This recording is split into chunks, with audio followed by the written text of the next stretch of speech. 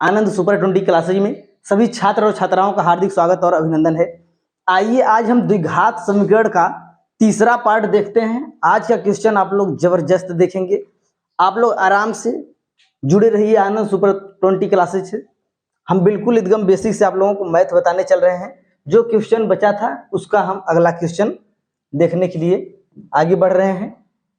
देखिए हमारा दिया है तीसरा प्रश्न, ऐसी दो संख्याएं ज्ञात कीजिए जिनका योग 27 हो और गुणनफल 182 हो। जो ही बच्चे 9 से 10 में गए हैं वे अभी से जुड़ जाएं हमारे आनंद सुपर 20 क्लासेस से। आप लोगों को बिल्कुल सभी सब्जेक्ट इसी चैनल पर मिलेगा। देखिए हमारा क्वेश्चन दिया है, ऐसी दो संख्याएं ज्ञात कीजिए जिनका योग कितना हो, 27 हो और गुणनफल 182 हो। तो संख्याओं के बारे में कुछ दिया है कि क्रमागत है कि क्या है, योगफल केवल दिया है ना। तो देखिए हम मान लेते हैं हमारा पहली संख्या क्या है, x है। और चूंकि दोनों संख्याओं का योगफल दिया है तो अगर एक संख्या अगर हम मान लीजिए आप लोगों से कहे कि अगर दो संख्याओं का योगफल अगर 25 है, अगर हम एक संख्या कह दें 10 है तो दूसरी संख्या हमारा क्या हो जाएगा, 15 हो जाएगा ना। जो योगफल है उसमें से पहली संख्या को घटा देंगे तो हमारा दूसरा संख्या प्राप्त हो जाएगा। तो पहली संख्या हम मान लिए हैं x, तो जो हमारा दूसरी संख्या हो जाएगा वो 27 माइनस x हो जाएगा। और उनका गुणनफल जो संख्याएं हैं उसका गुणनफल कितना दिया है, 182 है। तो पहली संख्या गुणे दूसरी संख्या बराबर कितना होगा, 182 के। यानी हम पहली संख्या की जगह पर रख देते हैं x और दूसरी संख्या की जगह पर हम रख देते हैं 27 माइनस x बराबर 182। ठीक है, अब देखिए इसका हम मल्टीप्लाई कर देते हैं। इधर हो जाएगा 27x माइनस x स्क्वायर बराबर 182। आगे देख लीजिए हम कर लेते हैं, इसको इधर लेकर आते हैं। ये हो जाएगा x स्क्वायर माइनस 27x, ठीक है, प्लस 182 बराबर 0।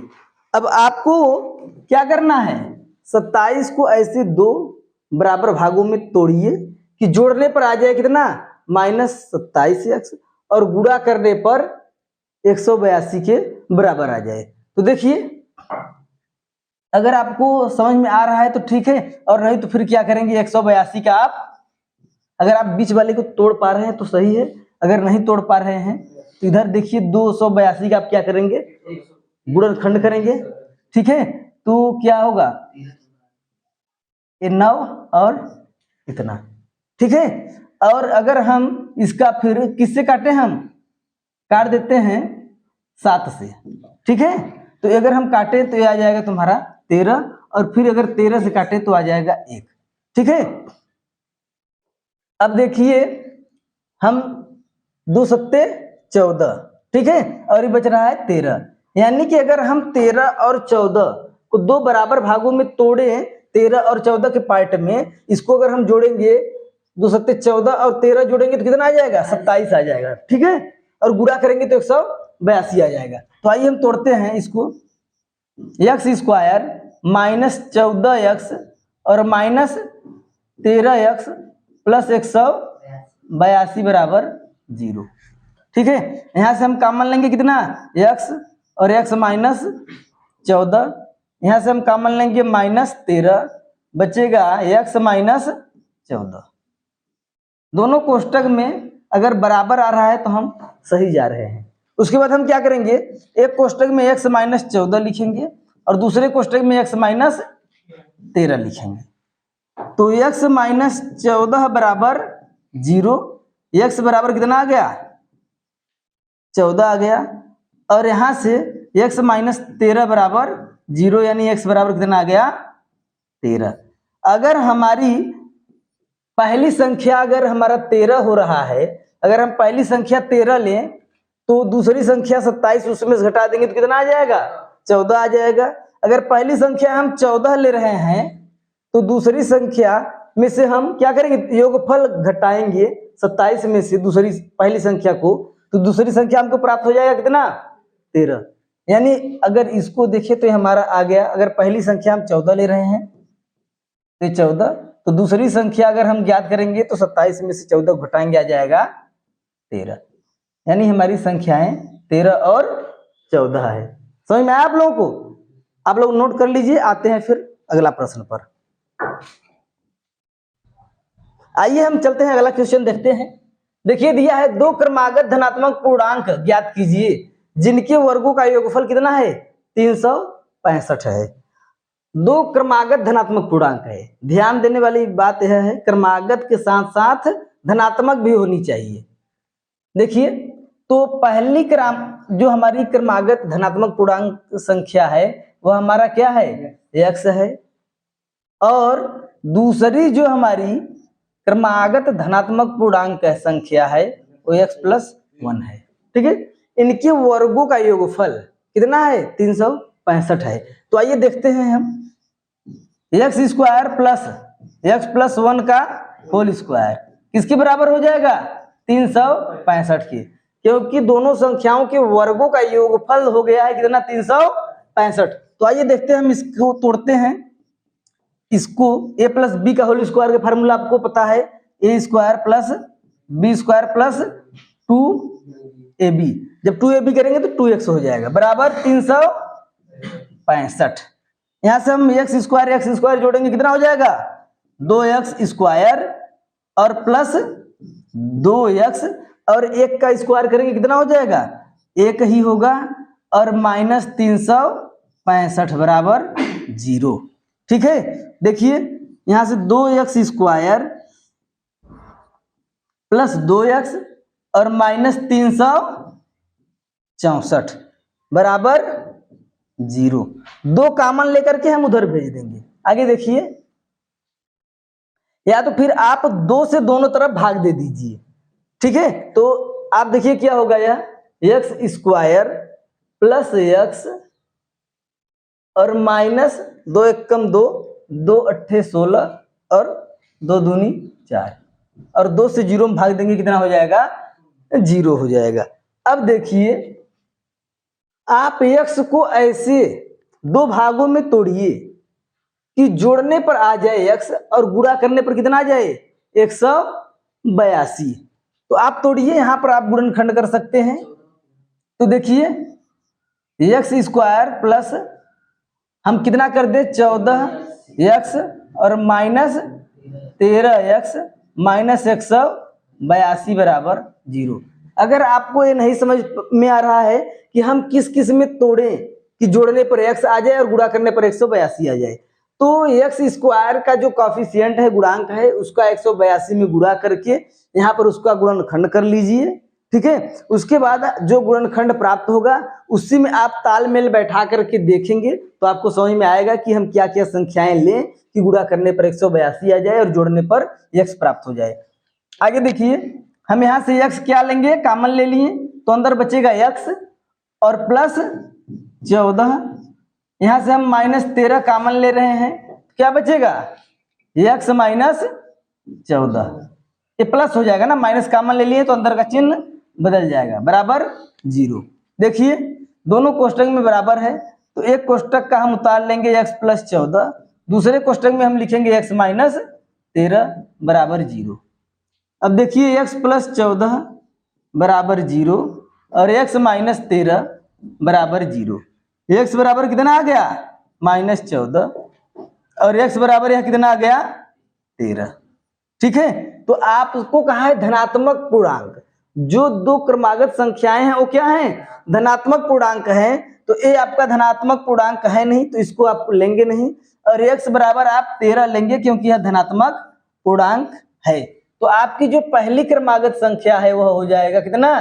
13, और दूसरी जो क्रमागत धनात्मक पूर्णांक संख्या है 13 में 1 जोड़ देंगे तो हो जाएगा 14। ठीक है, आप लोगों को समझ में आ गया होगा। क्वेश्चन को आप लोग नोट कर लीजिए और देखिए हम आते हैं अगले प्रश्न पर। देखिए दिया है एक समकोण त्रिभुज की ऊंचाई इसके आधार से 7 सेमी कम है। जो ऊंचाई है ना वो कितना है? 7 सेमी कम है। किससे? समकोण त्रिभुज के आधार से।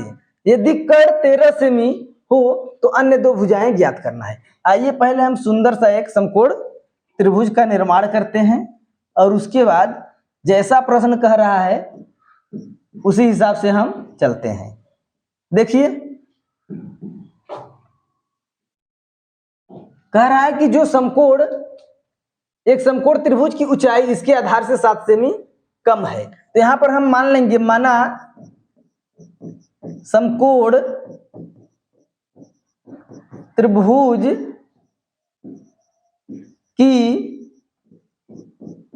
ऊंचाई x मीटर है। ऊंचाई नहीं, आधार ना, यहां पर आधार मानेंगे। माना समकोण त्रिभुज का आधार जो है, जो समकोण त्रिभुज का आधार है ना, देखिए माना समकोण त्रिभुज के आधार की भुजा x मीटर है। ठीक है, कितना है? x मीटर है।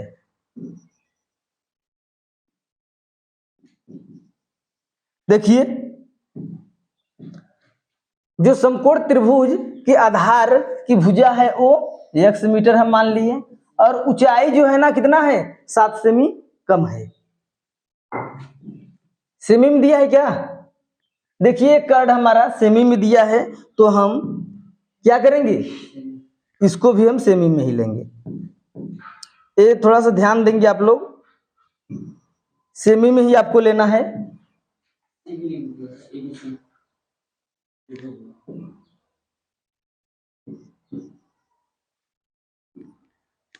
ठीक है, तो यहां पर भी आपको सेमी ही बनाना है।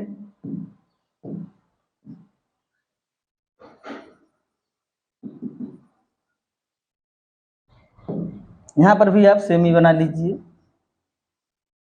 देखिए और आप ऊंचाई क्या लेंगे, माना समकोण त्रिभुज की ऊंचाई आधार से कितना कम है? 7 सेमी कम है, तो आधार हमारा x है, ऊंचाई x माइनस 7 हो जाएगा। ठीक है, तो ये आपका ऊंचाई हो गया x माइनस 7, ये हो जाएगा सेमी में आपका। और आपका जो कर्ण की भुजा दिया है कितना दिया है? 13 सेमी। ठीक है, तथा कर्ण की भुजा कितना दिया है? 13 सेमी दिया है। अब आप पाइथागोरस क्या लगाएंगे? प्रमेय लगा दीजिए। ठीक है, तो आइए हम देख लेते हैं पाइथागोरस प्रमेय। आप लोग इसको नोट कर लीजिए और आगे हम समझते हैं अगले पेज पर। देखिए आधार आपको दिया है कितना? आधार आपको दिया है x सेमी, और ऊंचाई आपको दिया है कितना? x माइनस 7, और कर्ण की जो लंबाई दिया है वो कितना है? 13 सेमी। पाइथागोरस प्रमेय अगर आपको नहीं पता है तो नोट करिए। पाइथागोरस प्रमेय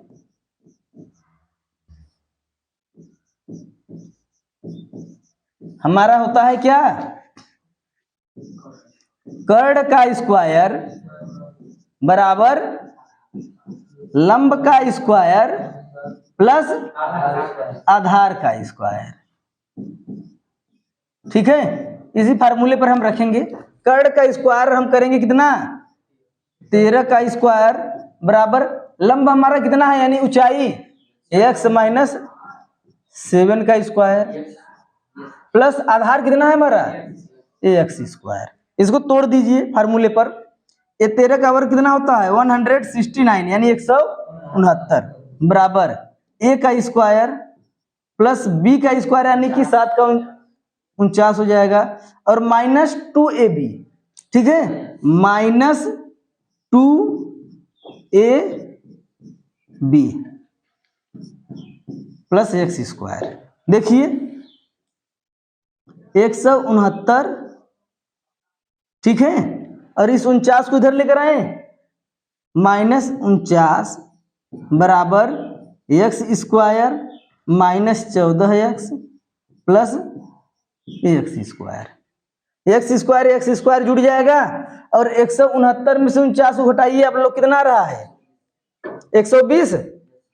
तो देखिए एक्स स्क्वायर जुड़ जाएगा, कितना हो जाएगा 2x स्क्वायर -14x, और ये घट करके कितना आ जाएगा, इधर आ जाएगा -120 बराबर 0।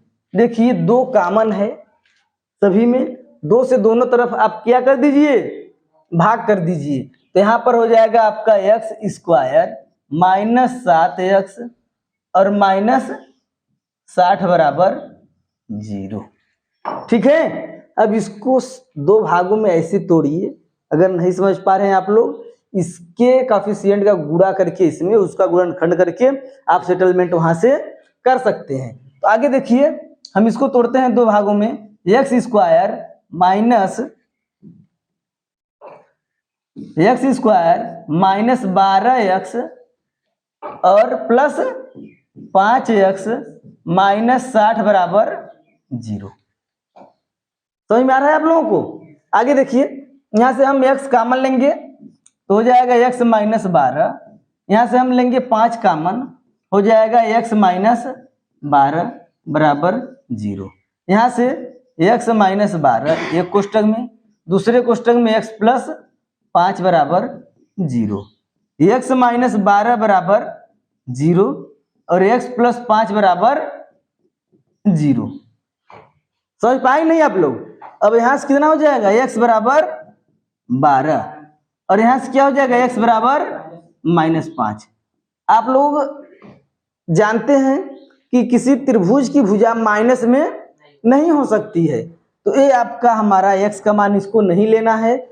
हमारा जो आधार है वो कितना है, 12 है। यहां से आप लोग लिख सकते हैं, जो हमारे आधार, त्रिभुज का आधार कितना है, त्रिभुज का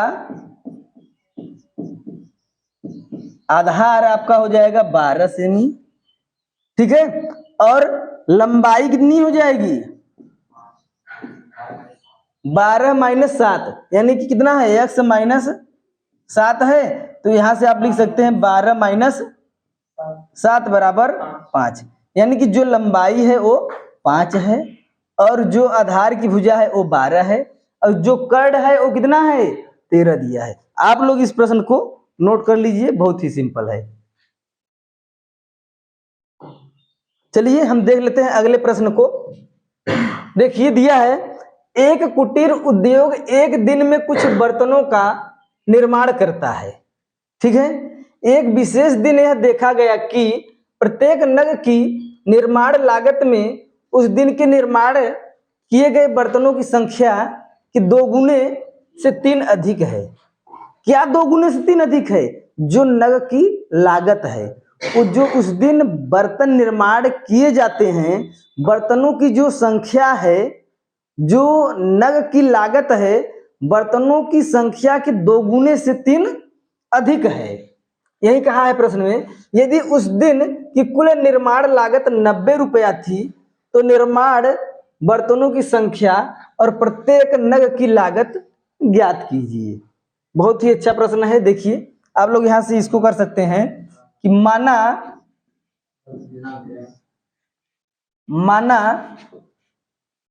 उस दिन कुल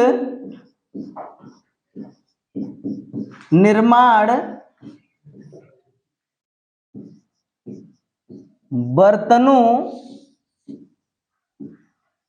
की संख्या क्या है आपका, x है। जो कुल निर्माण किया गया बर्तनों की जो संख्या है वो x है, और जो प्रत्येक नग की लागत है, प्रत्येक नग की निर्माण लागत में उस दिन निर्माण किए गए बर्तनों की संख्या के 2 गुने से 3 अधिक है। तो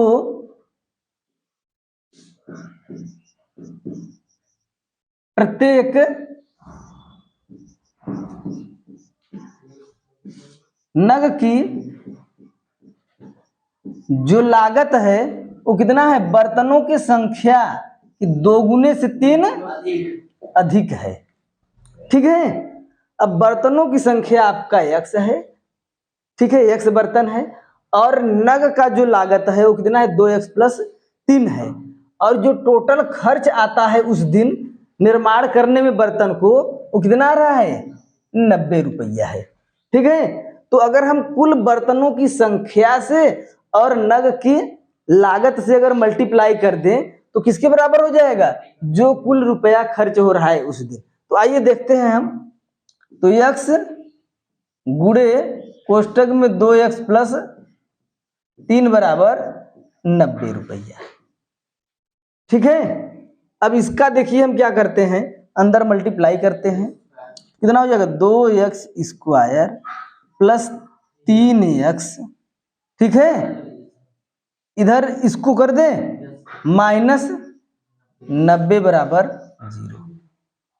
अब हम क्या करेंगे, इसको ऐसे 2 भागों में तोड़िए। देखिए इसका हम मल्टीप्लाई जब करेंगे इसमें कितना हो जाएगा, 180 हो जाएगा। ठीक है, और ऐसे इसको 2 भागों में तोड़िए कि कितना हो जाए, 180 के बराबर हो जाए। तो देखिए हम यहाँ पर करते हैं इसको, 2x², 3x को किस किस भाग में तोड़ दे, इसको तोड़िए। 3 को अगर नहीं समझ में आ रहा है तो आप लोग क्या करेंगे, यहाँ पर गुणनखंड कर लीजिए। 180 का अगर हम गुणनखंड करें तो 2 × 9 = 18, ठीक है, 3 × 3 = 9, पहले 2 से ही करते हैं।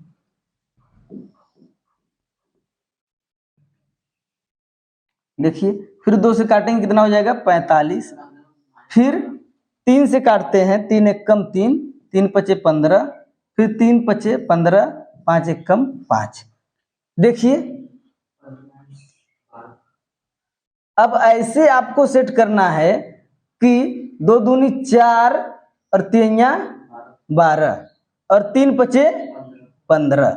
अगर 12 और 15 का हम कॉम्बिनेशन बनाकर लेकर चलें तो इसका अंतर कितना हो जाएगा, 3 हो जाएगा, और इसका आप मल्टीप्लाई करेंगे तो 180 के बराबर हो जाएगा। आइए देखते हैं, 2x² + 15x -12x -90 बराबर 0।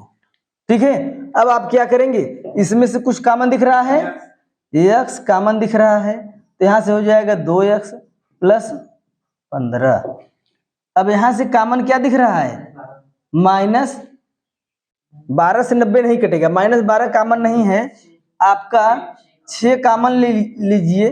देखिए तो बचेगा यहाँ पर क्या, 2x, ठीक है, और प्लस 6 × 1 = 6, 6 × 5 = 30 बराबर 0।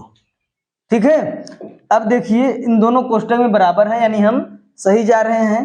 तो यहाँ से 2x + 15 एक कोष्टक में, यहाँ से दूसरे कोष्टक में x - 6 बराबर 0। यहाँ से x का मान कितना आ जाएगा, -15/2, और यहाँ से x का मान कितना आ जाएगा, 6 आ जाएगा।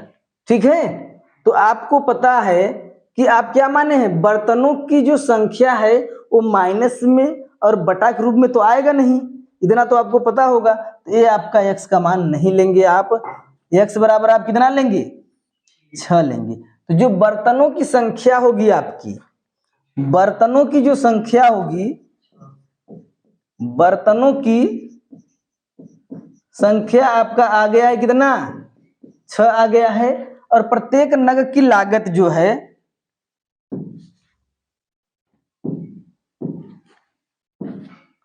यहां से देखिए हम प्रत्येक नग की लागत अगर हम देखें तो कितना है हमारा, 2x + 3 है, तो 2 × 6 + 3, 2 × 6 = 12 और 3 आपका 15 हो जाएगा। तो प्रत्येक नग की जो लागत है वो 15 हो जाएगा और बर्तनों की जो कुल संख्या है वो कितना है आपका 6 है। तो आप इस क्वेश्चन को नोट कर सकते हैं, बहुत ही जबरदस्त है। और इसके बाद आइए हम मिलते हैं 4.3 में।